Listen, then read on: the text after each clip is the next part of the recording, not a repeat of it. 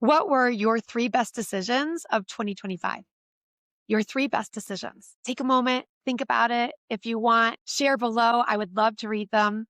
And in a moment, I will share my three best decisions and why I like this question so much. But first, I want to tell you how I even arrived at this question. So, forever, I had so much trouble throwing away our large family size wall calendars. Do you know the ones I'm talking about? These are huge and you can put almost everything in them. So, at the end of each year, my husband Randy would say, "Okay, Heather, is this the year? Is this the year that we can throw these away?" And I would say, "No." And when he would ask me that, I would feel, I don't know, scared. And I would feel so uncomfortable. And I didn't understand why, but I just knew, no, we cannot throw out the wall calendars. So I decided to get curious about it. And I just started writing about it, not in a formal journal or anything like that, actually just on some scrap paper that was close to me at the time. And what I figured out was that I had a lot of identity and worth woven into these calendars. It was almost as if I had tangible proof that I was living a meaningful life, an important life. And so that helped me get to the root cause of why the calendars were so important to me. Now, now, could I throw them away at that point when I figured that out? No, I still had trouble letting them go. So another year or two went by. And again, my husband saying, "Please, can we please throw this away? They're just clutter. They're just attracting dust," because where I had them stored was behind a huge file cabinet uh, between the back of the cabinet and the wall. And I would rarely take them out. And when I did, I mean, this is like once every like 6 years, when I would take them out, there was so much dust at the bottom of them. And so they were gross. So anyway, I had gotten to the root cause of why I was so attached to the calendars, but I hadn't found a solution on how to actually truly let them go. Now, if you're thinking, "Oh my gosh, Heather, that's so silly, just throw them away," then you must just be a minimalist because this did not come easy to me. So I came across this question and I realized, oh my gosh, if I asked myself, "Heather, what were your three best decisions?" And if I asked my kids and my husband, "What were your three best decisions?" Or what were our family's three best decisions? And I keep that information on a spreadsheet on the computer, I can finally let go of these silly calendars. So we did it and it was so much fun. The first year we did this exercise, my kids thought about it and they took it seriously. We talked about it while we were on a walk and they came up with their decisions. We talked about our family's best decisions and it became a beautiful bonding experience. And so I wrote up that first year, I wrote up all of our best decisions just on one spreadsheet on the computer, didn't even type up very much information because I didn't need a lot of information because since they were our best decisions, just reading what the decision was, I didn't need any more detail than just what that decision was. And so typing that up and then looking at that immediately gave me permission or allowed me to give myself permission to throw away these calendars. And so I took them outside. I didn't have my husband do it. I thought it was really important that I do it. So I took these calendars outside. It was wintertime. It was cold. Probably didn't have a coat on or a hat. And I live in Colorado. It can get cold here in the winter. It's sunny, but it's cold. So I took the calendars out and I put them in the garbage can. I didn't try, what is the word? Recycling. I know that word well, but for some reason I didn't try recycling them. That's okay. It's neutral. I just put them in the garbage can and it felt so good. I put them there and I felt so light because these calendars, even though I couldn't let them go, they felt heavy to me. I knew they were clutter. And so every time I thought about them or every time I kind of peeked behind the file cabinet, it felt heavy inside. And what that means is that that impacted my physiology. So if we're feeling heavy, that's creating a chemical cascade of heaviness that's not creating health and vitality. It's actually creating dis-ease, which can lead to disease. And so I knew that these were clutter, and it took me that kind of mental exploration to allow myself to say goodbye to my calendar clutter. So I threw those things away. I felt a huge sense of relief. I walked inside, and every year since, it has been so easy to throw out the wall calendar. It just feels so neutral. And I'm the one that does it, and there's no drama, there's no story, there's no thought that, oh my gosh, my identity. And instead, I just pull up that one little worksheet on the computer. And if you don't, if you don't have worksheets on your computer, if you don't know how to do that, you could just write these things down if you wanted to. But it's so fun to pull up that worksheet and to look at what were the three best decisions of the year before, the decisions the year before that, and so forth. And so right before filming this video, I looked at all those decisions. So we've been doing this for a few years now, and it's creating a beautiful document that 10 years from now, 10 years or 20 years from now, if I want, if I continue doing this, I can just have fun looking back. Now, I'm only gonna do it if it feels light or right, because if it starts to feel heavy, then that's a different form of clutter. So anyway, I did just take a peek at the best decisions, and it was fun to look at what they have been. And then I thought about what were the best decisions for me this year. And so I want to share those with you now. And I would love to hear again what you think about these decisions down below. And I would love to hear what your best decisions are. And the reason why, here's the thing, why I like this question so much is it's not the question of what are the three best things that happened to you. It's the best decisions that you made. And when we are intentionally making decisions, we are showing up with agency. And that's where the power is. That's where the fun is. That's how we can live by design and not default. This is how we get off autopilot. And when we start to ask ourselves, what are the three best decisions we made? What I noticed is that because I've been asking myself that question for a couple of years now, it's the way I live. It's the way I go through each month. It's when I make a decision, I kind of subconsciously and consciously ask myself, is this going to be one of the three best decisions? And so what happens is I'm making more good decisions than I was before doing this exercise.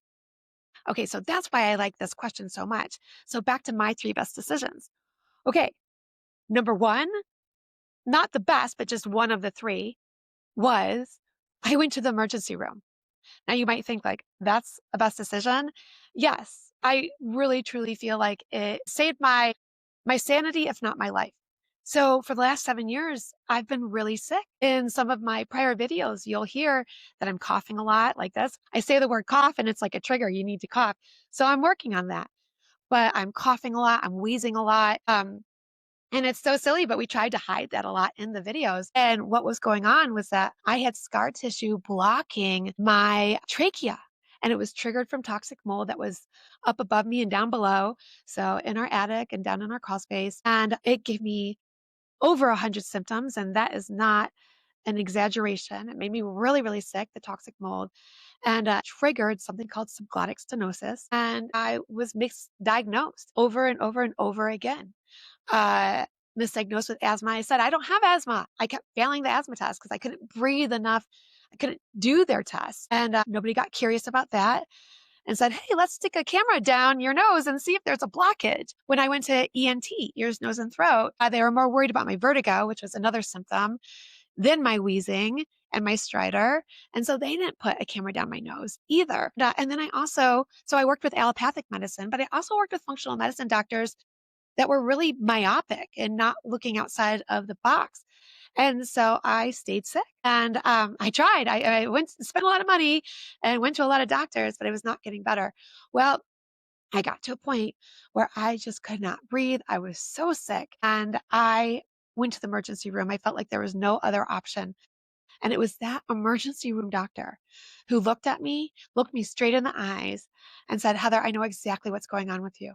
You have something called stridor and you need to get a camera down your nose right away. And he then looked at my husband and said, if your wife does not do this today, she will stay sick. And because I also had whooping cough at the time. And so they gave me some antibiotics for whooping cough. Usually I'm not a fan of antibiotics. It had been decades since I'd been on them. In this case, though, I really truly believe I needed them and it was the right choice for me. And so we If he had not said that, we probably just would have gone with antibiotics and gone home back to our family, our kids. And so because he said that, we we said, okay, we're all in. And they put the camera down my throat, down my nose, down my throat. And yeah, I had that blockage. It was blocking over 80% of my trachea, meaning that I was breathing out of basically a thin straw. And that's why things were so hard. Best decision was deciding in that moment, we need to go to the emergency room. We have tried everything else that I can think of, and we have to go to the emergency room. Definitely one of my best decisions because that then led me to doing some more alternative things, red light, and just all kinds of different alternative things, and finding a surgeon that I trusted and really liked to have the surgery. I did not go with the first surgeon. That's another one of my best decisions, not going with the first surgeon I met. Didn't feel right. Okay, another best decision. This is one that I make every single year, and I'm making again this year. The decision is to eat the blueberries. So if you're wondering, well, why? What are you talking about? So we buy organic blueberries. I think blueberries are on the Dirty Dozen, the EWG list of the Dirty Dozen. So you want to eat the organic blueberries if you're going to eat blueberries. And so for years, when our boys were younger, my husband and I had this kind of unsaid rule that the uh, the blueberries should go for the kids because they're good, they're healthy, they're organic. We should not eat them. They should be for the boys, as if we were not worthy of eating the blueberries. And my husband is definitely more frugal than I am.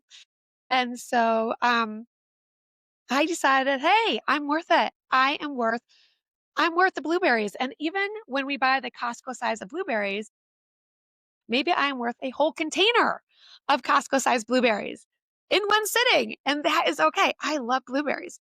So uh blueberries bring a lot of joy to my life.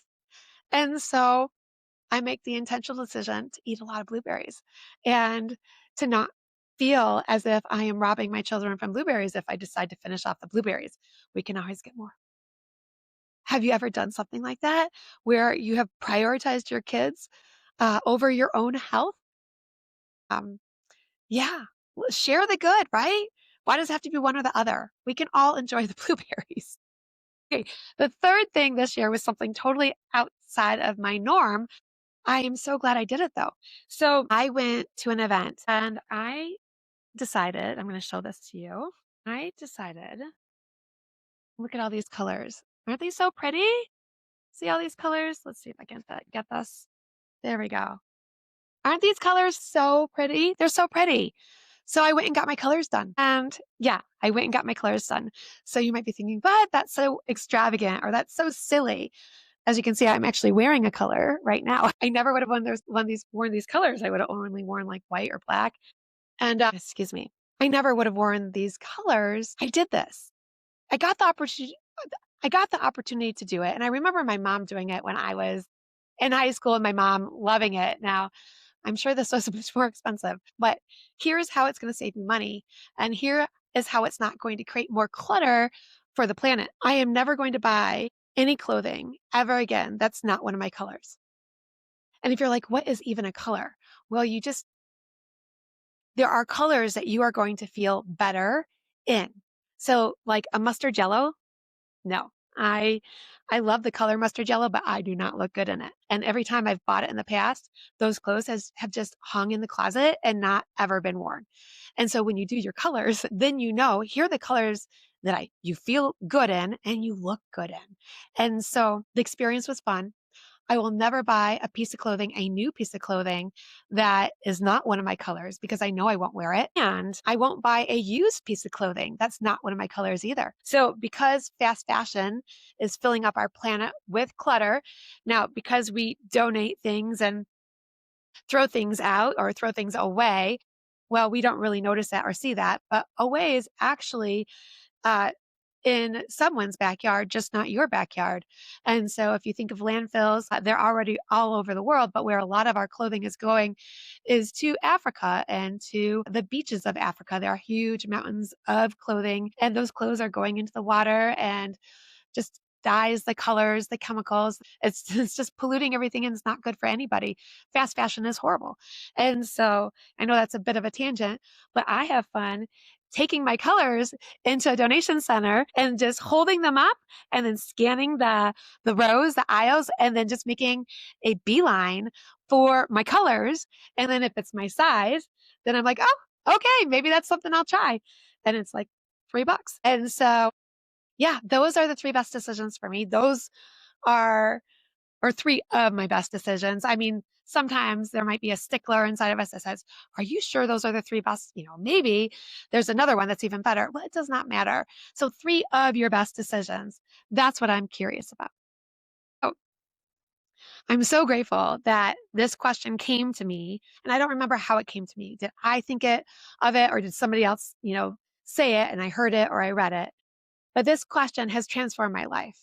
What are 3 of the best decisions that I have made over a certain time period? And I truly believe that if you ask yourself this question, there will be a lot less clutter in your life, a lot less physical clutter, tangible clutter, a lot less emotional clutter, mind clutter. You will feel so much lighter asking yourself these questions. It's fun to do this. And it's fun to also look back and see what those questions were. And doing this not only is fun, but I know it helps me live more intentionally, more on design.